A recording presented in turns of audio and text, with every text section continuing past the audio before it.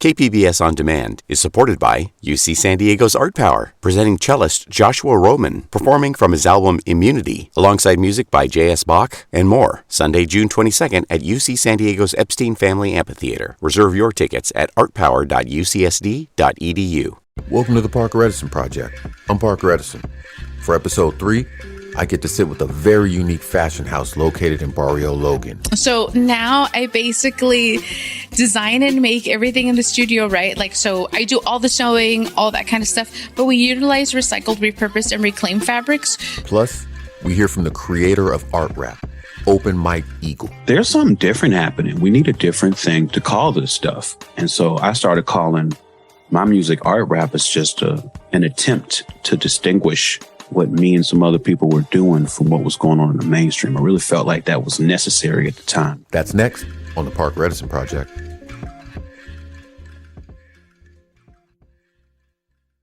KPBS On Demand is supported by UC San Diego's Art Power, presenting cellist Joshua Roman, performing from his album Immunity, alongside music by J.S. Bach and more, Sunday, June 22nd at UC San Diego's Epstein Family Amphitheater. Reserve your tickets at artpower.ucsd.edu. It's just so crazy to have all this stuff. And it's human nature where we're just kind of always that comparison thing of have we not done enough? And or should we be further along after putting in so many years and stuff like that? You start thinking like that, but then you really have to get to be look at all the stuff that we have, that we do have, as opposed to what we don't. You are now tuned to the Parker Edison Project. Good morning, and welcome to Season 3 of the Parker Edison Project. A noun is a person, place, or thing. In my opinion, culture is a noun. Each one of our seasons so far has been a version of it.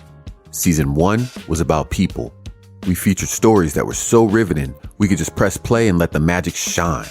Season 2 was things, unique topics, ideas that the guests unwrapped or expounded on. Season 3, places. Geo-Politics, the way environments, people, and power work in a continuum. The topic of this episode is art, which Webster's defines as the application of human skill and imagination. Plants are grown by the soil they're in, and art's no different. It grows, feeding on the elements that surround it. Detroit made cars, so its Motown record label made music drivers could drive to. Art is the human manifestation of whatever that city produces. In the 90s, my first guest was the artist in residence for the neighborhood of Sherman Heights. Her name is Jean Cornwall Wheat, and if you've ever been to San Diego's Malcolm X Library, you've seen her handiwork.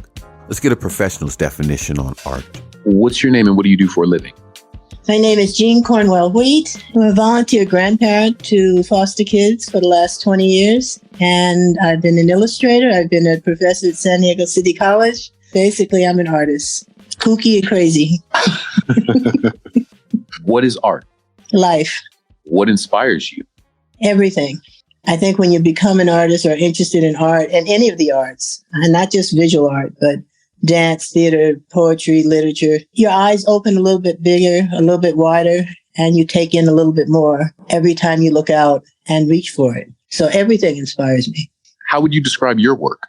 Eclectic, fazzy, searching. I think one of the things, especially with African-American artists, we kind of get caught in between everything else because in this country, we were raised with European art and the European buys of do's and don'ts and rules and et cetera, which is not bad, but it's limiting. I've been trying to get away from that for a long time and not get stuck into just painting Harriet Tubman and Frederick Douglass and Muhammad Ali or whatever, just not all African-American history, etc., although that's part of my heart. I also want to express how I feel and how I see the world and other people and other things. I want to play, especially at this time in my life. I want to have the freedom to play. So that's where I am right now. Is paint your primary medium right now? No. What is? Everything. Throw it in front of me. I'll try spaghetti if you put it in front of me. No, I love sculpture. I love clay. I love bronze. I love metal. I like wood. I've worked in wood and mahogany, and I'm a curious person. And if I see something done, I want to know how it was done and how they do it, and I want to try it. So that's what I've been doing for a long time. One of the reasons that I asked the question is while I was researching you, I found that you have quite a reputation as a skilled photographer. In addition to, according to the internet, you're a well-respected youth mentor in places like the San Pasqual Academy. This got me to wonder, is art a form of philanthropy, or is philanthropy just a part of your art? But basically, I think I try to express myself in the way I see and feel through art. The philanthropy part, okay, it's out there, but it's not a big part. It's not the main dish. It's the dessert. I like that. I read this quote and it was attributed to you, and it really, really interested me. It said, there are moments in time when art, artists, and that invisible primal urge merge and become one. Yeah. What does that mean? It means the zone. And it's not just art, but there's a lot of things in life where you find yourself in the zone, and that zone becomes spiritual. It becomes part of you. You become part of it. It's a very exclusive spot to be at that time when you're working on something. If you're dancing, you can get into that zone. Even vocalists can get into that zone and know they've got it perfectly and wonder, where did that come from? It's not them. So a lot of times I'll finish painting and I'll stand back and look at it for years, really, and wonder, who did that painting? I didn't do it. It may have come through me, but I managed to get into that zone. I can't explain it much more than that. It's a combination of spirituality and passion and art and being a human being. Jean just touched on an important thing: workflow. That magic momentum that yields an artist's best work. Not far from Sherman Heights, a pair of entrepreneurs in Barrio Logan are utilizing that same energy to express themselves on fabric and film. What's your name? What do you do for a living? So my name's Claudia Rodriguez Bazunski. I'm the owner, designer, and creator of Soloca. Where's Soloca located? We're located in Barrio Logan. Yeah. Okay. What's your work background? So my work background, I think it really started when I was like 12. My dad was a denim distributor. And so, kind of like seeing him just kind of figure it out and like hustle it. Like, I feel like that's where I got a lot of like my skill set. If that's where you started from. Yeah. Tell me what you do now, but only in 100 words. So now I basically design and make everything in the studio, right? Like, so I do all the sewing, all that kind of stuff, but we utilize recycled, repurposed, and reclaimed fabrics. So everything that we use is like recycled. So we're not going out to like buy any kind of fabrics or anything like that unless it's at an estate sale or it's a blanket at like a thrift store. So we're very, very mindful of like where our fabrics come from. Like, we really want to make sure that as a like clothing company, we're not creating more waste. If you walk around in the studio, there'll be like bins that are like labeled like, this is denim scraps, this is like t-shirt scraps, this is sweater scraps. And so everything is like a scrap. It's basically organized, and then we create something out of that. Where do you find your inspiration? I love color. Like, I've always like enjoyed color. Like, I feel like even when you walk into the studio, like there's so much color like in the ceiling and all that. And I feel like the psychology behind like color, how does it make you feel? And I've always been kind of like that person where it's like, they don't belong together, so let's kind of force them together. So I feel like I'm really good at like putting like pattern pieces together that traditionally wouldn't go together. And I feel like that was like more out of like necessity as a kid, where it's like, we're on a budget, all that. So I do like pushing the envelope with that, where it's like they're not supposed to be together. So it's like, how do we like put them to where it looks good? And so I find a lot of like inspiration with like a lot of patterns that shouldn't go together. So yeah. Okay. What factors influence the price of your works? So we utilize a lot of like patches that are like vintage patches. I like a lot of stuff from like the 60s and 70s, fabrics that are from that time frame too. So it just depends on like how rare a patch is, how much time we put into something. Like some of the stuff is like bleached, some of it is like dyed. And so it really just depends. We're really working on like, creating things that still hold a lot of value at like a really affordable price point, because we really want for anyone to be able to like buy like an original Soloca piece. And that's where we're kind of at right now. When you say an original piece, yeah, is that couture?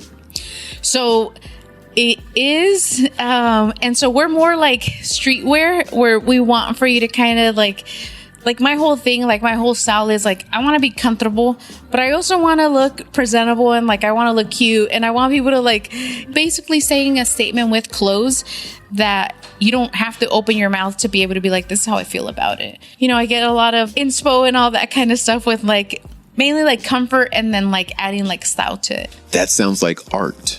Yeah. If it's not mass produced, it sounds like art. Yes. And you know what? It's been really difficult because it's like, I originally told my parents, I was like, I want to be an artist when I grow up. And like, it was not, you know, they were like, you should do something where it's like, you know, where you could be able to like make money and do all that kind of stuff. And for me, like, I've always been like a creative kid, you know, like I've been creative since I was like really, really small. Being able to be labeled as an artist, like obviously like means a lot, because it's like I feel like I did so much time to be able to like figure myself out as like, who am I, like what is my value to this world and all that kind of stuff. And I feel like sewing has always been like very disregarded as like an art form, you know. It's very rare when we make like 5 of the same one. And so we really want people to feel that like that clothing piece that they're wearing, it was made for them, because we're not mass producing them. We're not mass produced humans. Anyone like comparing each other to like someone else is like so toxic. And it's like, I don't want to make you feel like that in my clothes. I want you to be like, this was made for me, you know, and like that pride of like, I only have this. And so I think that that's when I realized I was like I want to create stuff that is like for everyone. That's crazy, because it makes me think that it is art. And then when people put it on, they become a different type of art, or an evolution of that, an extension of that art. Yeah. What are your ultimate career goals? I really would love to dress people that are like performing, that are doing a lot of like really cool stuff, taking the business to where it's like it could be very sustainable, so I could like spend more time with like my family, you know, all that. But I think like genuinely like dressing like performers, artists, like people that like want to like make a statement, like getting to that point of like creating like these really like intricate like pieces for people where, you know, they could wear it and feel some kind of way. So I think that that's where I would want for Soloka to like basically like move to the next level. What's your name? What do you do for a living? My name is Manny Bazunski. I'm the creative director and filmmaker at Soloka. Do you do the promotion for Soloka? Yes. So basically, Claudia does all the sewing, everything like that. And then basically, I just try to film all the content, take the pictures of everything, maintain the website, and just edit and produce the videos. Wow. How do you describe your style in terms of video? You know, it's crazy for me to say, because a lot of the people that I went to film school with, they'd probably be like, you know, they, not that they would look down on it, but, you know, my medium right now is the cell phone. Mm-hmm. You know, I use the phone for everything. We use the phone to shoot everything. We use the phone to edit. And, you know, for a while I was very hesitant with it, you know, just thinking about what would other people think that are in the same field. But I've within these last few years, I've kind of leaned into it a little bit more and kind of owned it, you know, and just mainly because I've seen other people that are highly, highly skilled, you know, create beautiful, beautiful work on the cell phone.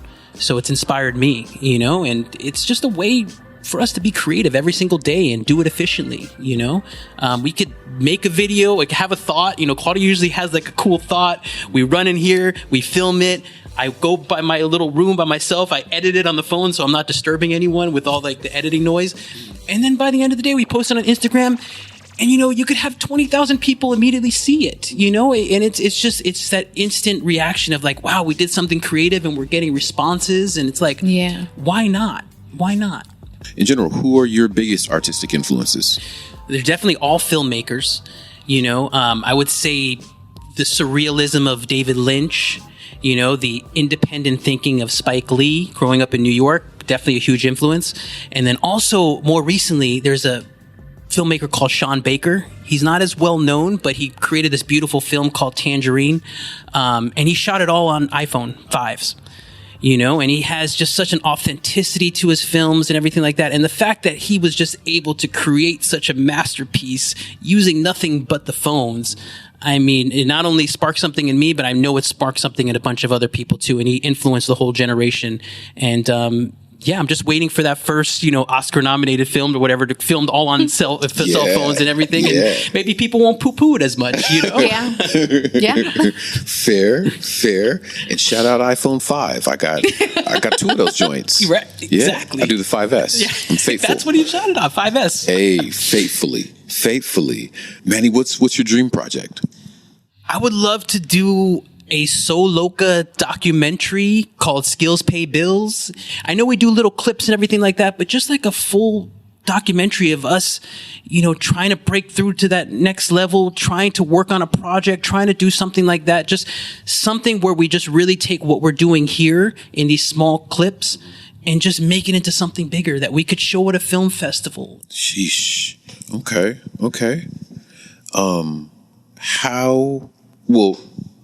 Because you're married, how do you manage the work-life balance as a couple?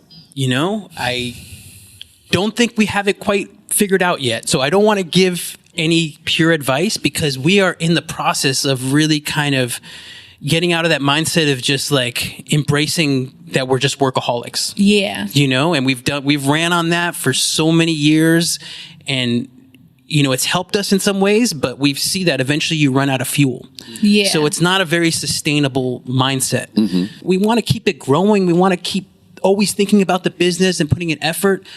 But then what are we doing this for? Yeah. We want to have a good relationship, a good family. We want to raise a good daughter. We want to have all these things. And you can't do that if everything is just solely focused on the work. Yeah. It's work to actually figure out how to maintain that balance. And we have to say to ourselves, like, hey, the shop closes at 5, but we've had to really be actively holding each other accountable and making that happen. It's not something that just happens naturally for us, because if we had it to our own, we would be in the sewing studio all the time and never leave.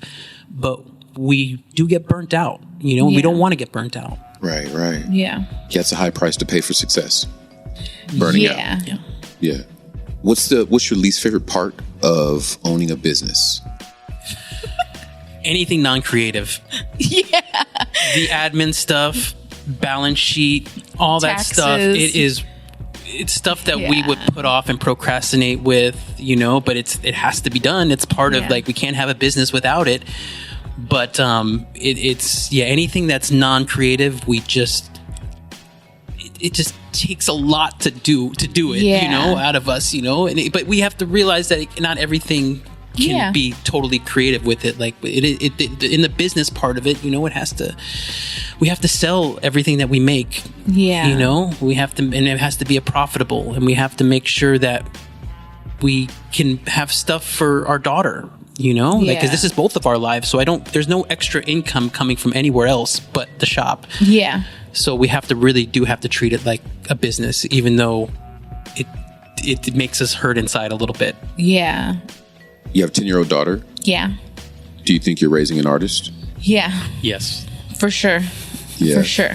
She's an amazing writer, which I'm really proud of because she gets that from Manny. But she's just a very super compassionate, very loving, girl that she's just going through the phase of being 10 and all the gossip in class and all that kind of stuff. And she's a great artist. She's really good at drawing, anything creative she loves doing. So we definitely know that she's headed into that path. I remember I would be afraid to even tell my mom I wanted to be an artist or whatever, but I don't want her to feel afraid to say that. We want to embrace that, as a viable career path. Yeah.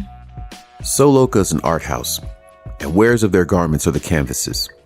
One of the things that fascinates me about Claudia and Manny is how they multitask. They juggle store owning, art, parenting, and it all calls for this compartmentalization that functions as a type of organization. It's sort of how they keep things in order, I think. That thing that would be considered an obstacle in another field helps the Bazinskis to maintain their workflow. That's nuts. I got one more guest on this topic of art. We've had sculpting and paint, photography with Jean Cornwall Wheat, fashion and film with the cats from Soloka. When we come back from this break, let's talk about rap. Stay tuned for more of the PEP. In 2023, hip-hop is turning 50 years old, and there's no better way to celebrate this monumental anniversary than by playing the Questions Hip-Hop Trivia game, based on the acclaimed live event turned online show and podcast of the same name. The Questions Hip-Hop Trivia features 300 cards to challenge and entertain everybody from casual listeners to the most die-hard liner note reading rap nerds. The Questions Hip-Hop Trivia, available wherever you get games and books, or order yours at www.questionshiphop.com.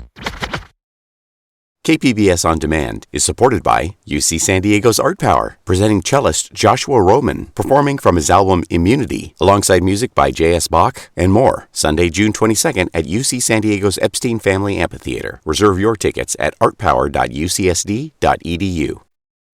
And now back to the PEP. My next guest wears a dozen hats, each one artsier than the last. Who are you and what do you do for a living? My name is Open Mike Eagle. For a living, I make things. Those things are, sometimes that thing is music. Sometimes that thing is podcasts. Sometimes that thing is television shows. And that's writing, being on camera. Yeah, those are the three main things in terms of what I do for a living, like the things that pay me. I'm having you on this particular episode because I'm on the topic of art, these different genres and mediums of art. And you coined the phrase of art rap. And I want to know why. So I started using that term in like 2009. I was driving to one of my fraternity brothers' weddings, and it was a drive from LA to Vegas. I did solo. So, I was thinking about how in rock music, there's all of these sub-labels. There's all of these distinguishing traits. There's all these bins at the record store for all these different types of rock music.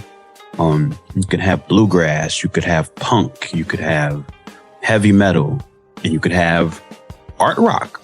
And I was like, damn, it would be really cool if rap had that, especially at the time, because I think that was a particularly bad time for mainstream rap.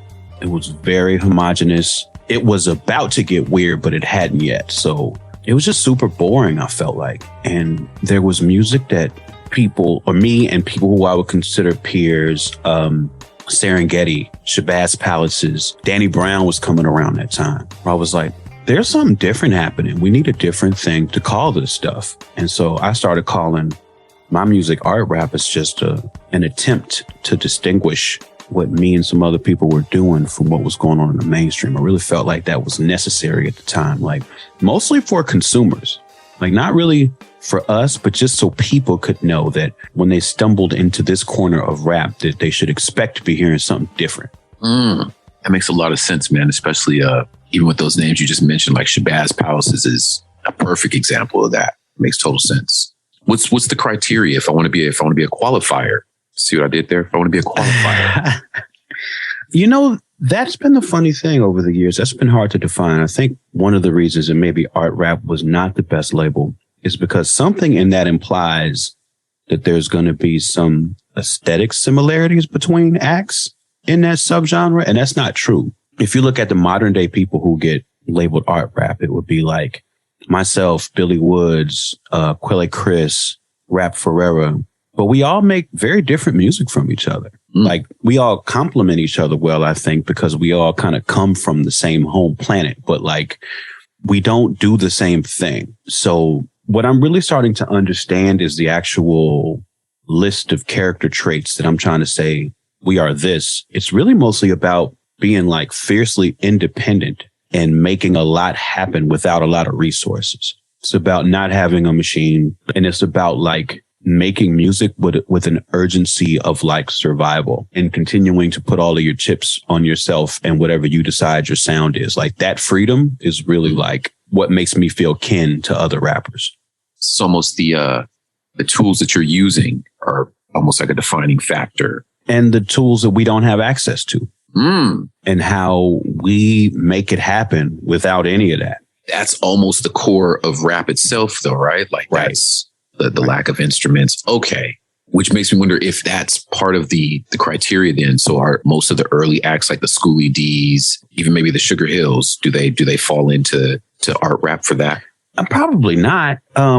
Because now it's more of a choice, when then there wasn't a bunch of choices. Like they were literally pioneering the way. So, lack of resources just defined the era because nobody knew what rap was going to be. Like there were no resources to command then. Like all any of them had was whether or not people liked what they were doing. That's all they had. And now there's resources. So now there's choices. Now you can choose to make a product that you want everybody in the world to like.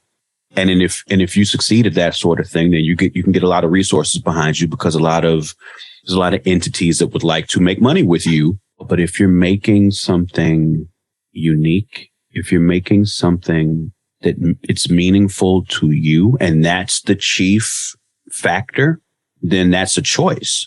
I don't think Schoolie D wasn't making PSK thinking only a handful of people are going to like this. I don't think that that's what was in his mind. Maybe it was, but I don't think it was. I think that all of them were trying to do what they thought would appeal to the most people. And I've talked to some of my peers about it. Like it's a conscious choice. Like we're making what we want to make. We're making what, and in that I guess in that sense, it feels more like the traditional definition of art, because it's meaningful.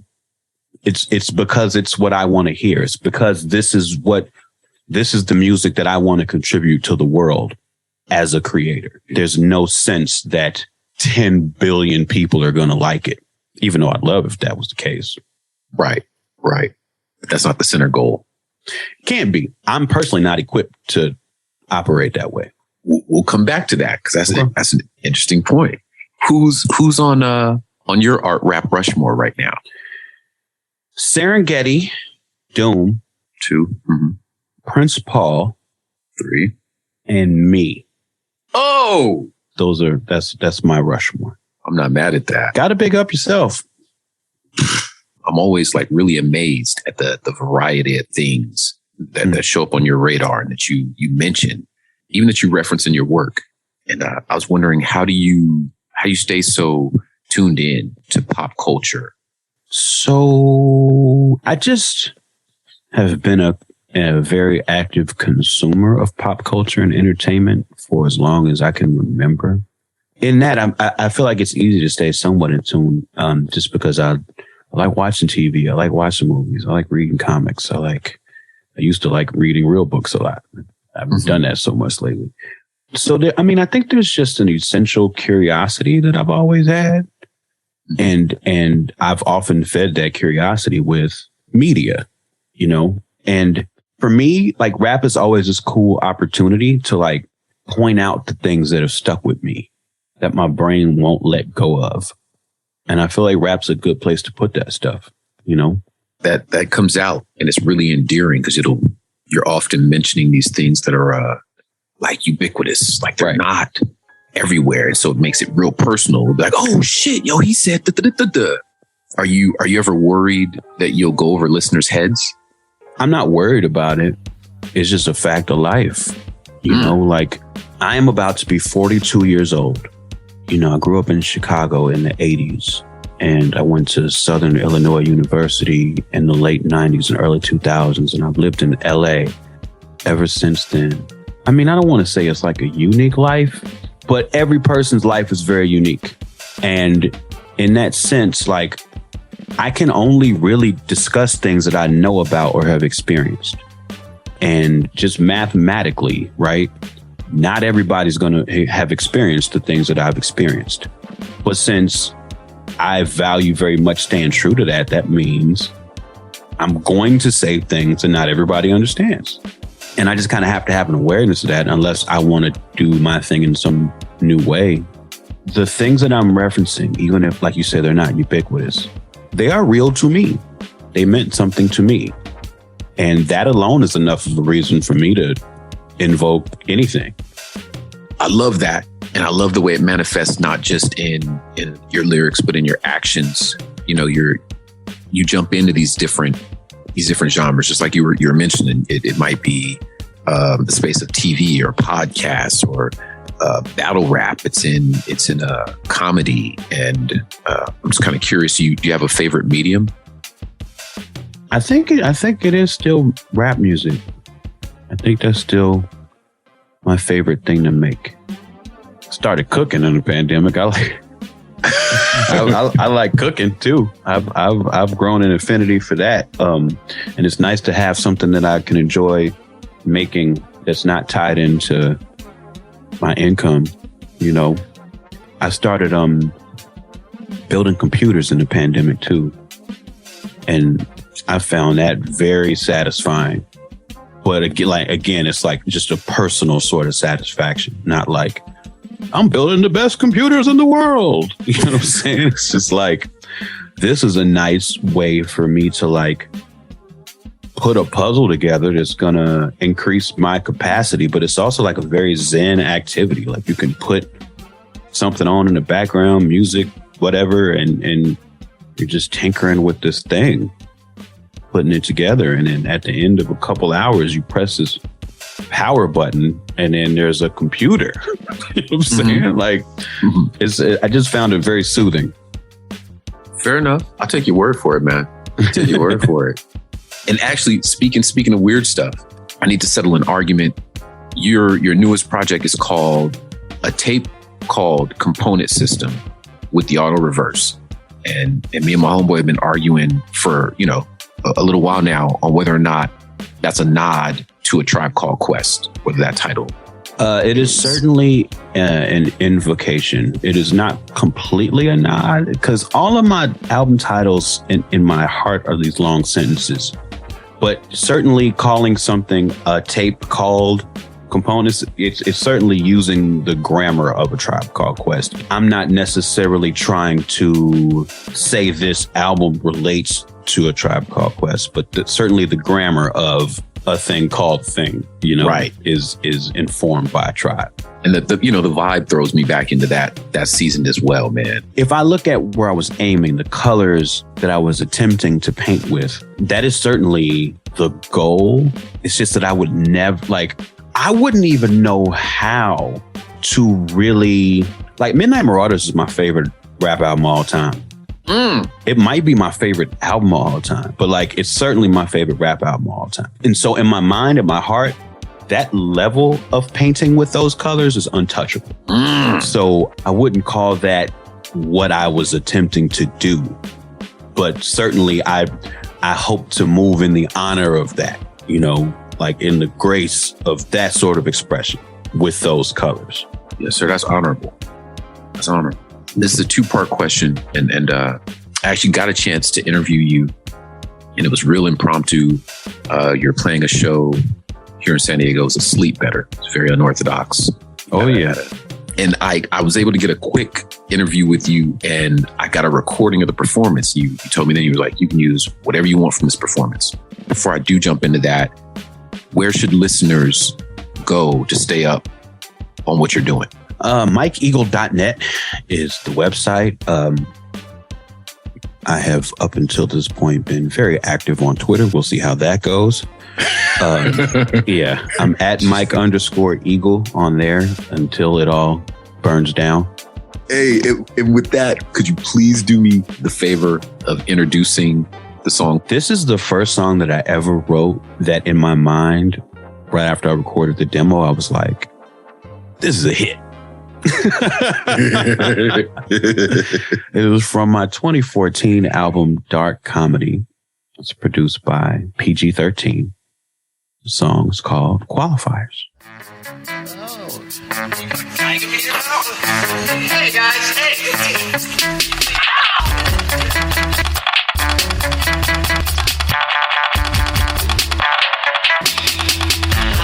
Deepest screams, I hear the darkest blues. Might not be synesthesia, might be apartment fumes. Good get up and dance, good get up and dance. I will wipe my son's hands and get shit on my hands.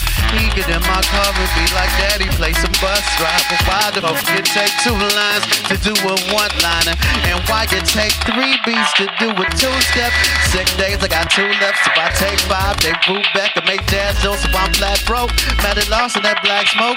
If you're a white man, then assume I speak for black folks. If you're a white man, think I can't speak for black folk. Then that's so, can your rap rap post and your head hurt and your back broke. I'm half crack smoking, half black, so I can mention it's an imperfect blend. Hold up, it's my turn again. I'm playing 13 games on words with friends. And lift your hands, lift your head if your clothes are clean and your kids fed. My body drains, lift me pissed and red. The nigga till I beat it like infrared. Yeah, we the best mostly. Sometimes the freshest rhymers.